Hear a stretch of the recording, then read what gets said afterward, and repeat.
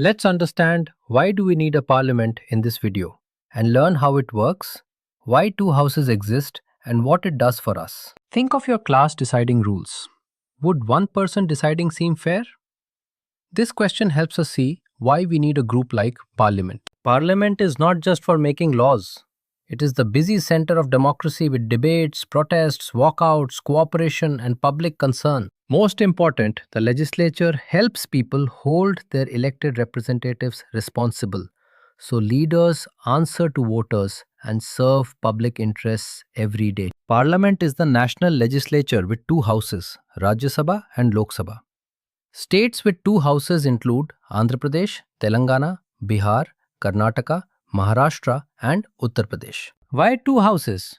Big countries with many regions and groups use two houses so different areas and people feel represented and decisions get a second look. Every bill usually goes to both houses, so policies are discussed twice, giving a useful double check before laws are made in the country. Rajya Sabha represents states and is indirectly elected by state assembly members.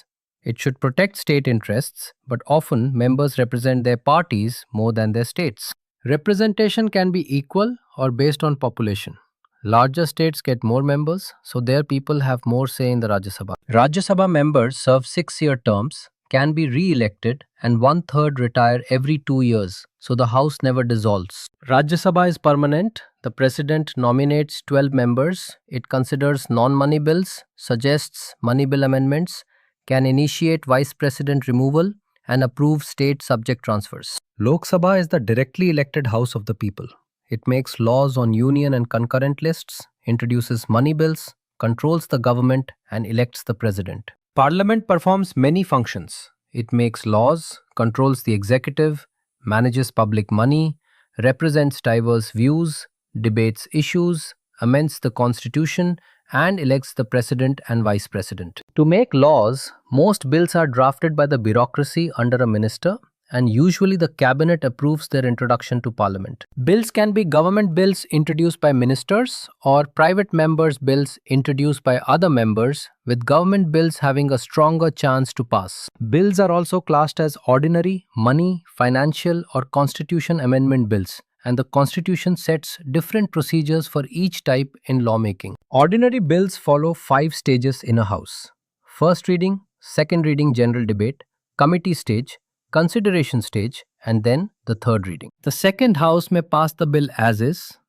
pass it with amendments, reject it, or keep it pending, affecting how fast a law appears.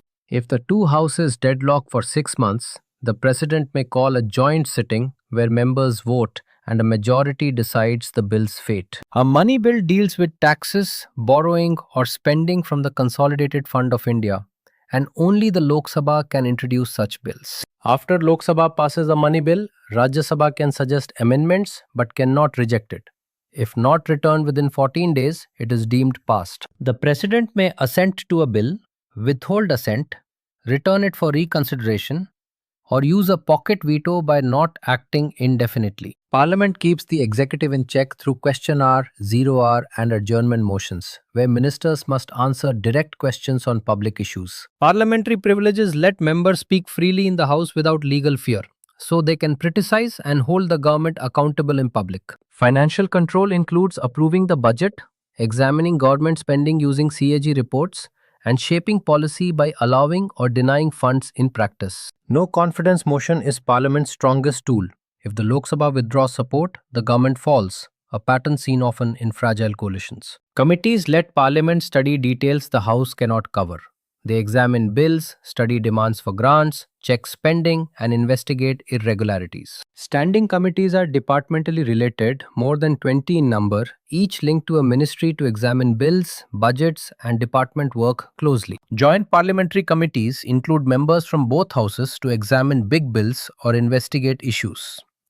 Committees act as mini legislatures, allowing detailed work and easing Parliament's workload. Parliament can amend the constitution by a special majority of both houses, and it considers proposals to remove the president, vice president, and judges of high and supreme courts. Parliament regulates its own business through debates and rules. The Speaker in Lok Sabha and the Chairman in Rajya Sabha are final authorities in the House. Defection means leaving your party or voting against it without permission.